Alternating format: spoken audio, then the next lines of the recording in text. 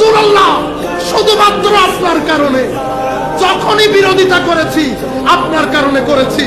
ইয়া রাসূলুল্লাহ, যখন আপনাকে কেউ আমাদের মতো বলে আমরা বিছানায় থাকতে পারি না, যখন হযরত আলীকে মাতাল বলে বিছানায় থাকতে পারি না, যখন ইয়াজিদকে রহমাতুল্লাহ আলাইহি বলে তখন আমাদের ইচ্ছে করে মাটি ফেটে ভিতরে ঢুকে যায়। কোন ব্যক্তির সাথে আমাদের শত্রুতা নাই, শুধু আলে রাসূল, আমার নবী এবং আল্লাহ তুমি।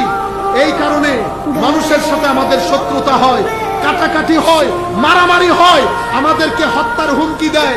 কারো টাকা নিয়েছি বলতে পারবে না, কষ্ট দিলেও 10,000 বার সরি বলেছি। মাওলা কারো সাথে কোনো কিছুর ক্ষেত্রে পার্থিব শান্ত জড়িত হয় নাই, ফলে আপনার কারণে হয়েছে, ফলে ইয়া রাসূলুল্লাহ আপনার কারণে হয়েছে, ফলে আলে রাসূলের কারণে হয়েছে, ফলে আসহাবে রাসূলের কারণে হয়েছে। সুতরাং আমি নবীর দরবারে সকল মুসল্লিয়ানে কেরামের পক্ষ থেকে বলছি, ইয়া রাসূলুল্লাহ আল্লাহর দরবারে আমাদের জন্য ফরিয়াদ করেন। আপনাকে সাক্ষী রেখে, কুল কায়নাতের আউলিয়াকে সাক্ষী রেখে বলছি, আমরা আপনাকে বেহদ মহব্বত করি, আমরা আপনার আলকে বেহদ মহব্বত করি, আমরা ফাতেমাতুজ জোহরাকে আমাদের মার চেয়ে বেশি মনে করি, আমরা হযরত আলীর কদমের দুলাকে মহব্বত করি। সুতরাং আমরাও যেন কিয়ামতের ময়দানে আপনার কথা অনুযায়ী আমাদেরকে যেন আপনার জুতা মুবারক পরিষ্কার যারা করে তাদের জুতা মুবারক পরিষ্কার করার জন্য আমাদেরকে গ্রহণ করে। সবাই আমিন বলেন। আমার নবীর এই হাদিস বলে আমরা আমাদের বক্তব্য শেষ করছি। তরুণদেরকে বলতে, আল্লাহর রাসূলের আনুগত্যের মধ্যে আমাদের সফলতা। সুতরাং আমরা বাইরে যাব, পুরো কোরআন হাদিস অন্য ব্যক্তির কোরআন হাদিসে পড়ার কোনো দরকার,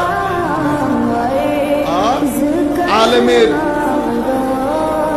হক্কানিয়ত চেহারা নির্ভর, যদি ভিতরে নূর থাকে সেগুলো সূরতের মধ্যে সেটা প্রকাশিত।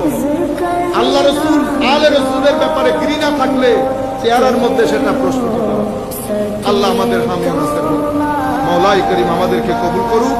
যারা আয়োজন করেছেন, দেখেছেন, দূর দূরান্ত থেকে আমাদের বক্তব্য শুনেছেন, সবার জন্য আল্লাহর দরবারে দোয়া করি আল্লাহ আমাদের সকলকে হেফাজতের চাদরে আবৃত করুন। আমিন। রাসূলুল্লাহ শুধুমাত্র আপনার কারণে যখনই বিরোধিতা করেছি আপনার কারণে করেছি।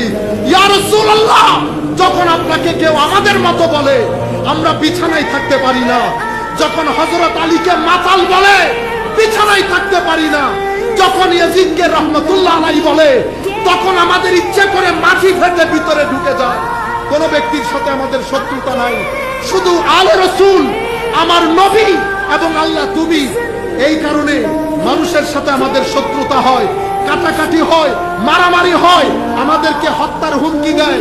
কারো টাকা নিয়েছি বলতে পারবে না, কষ্ট দিলেও 10,000 বার সরি বলেছি।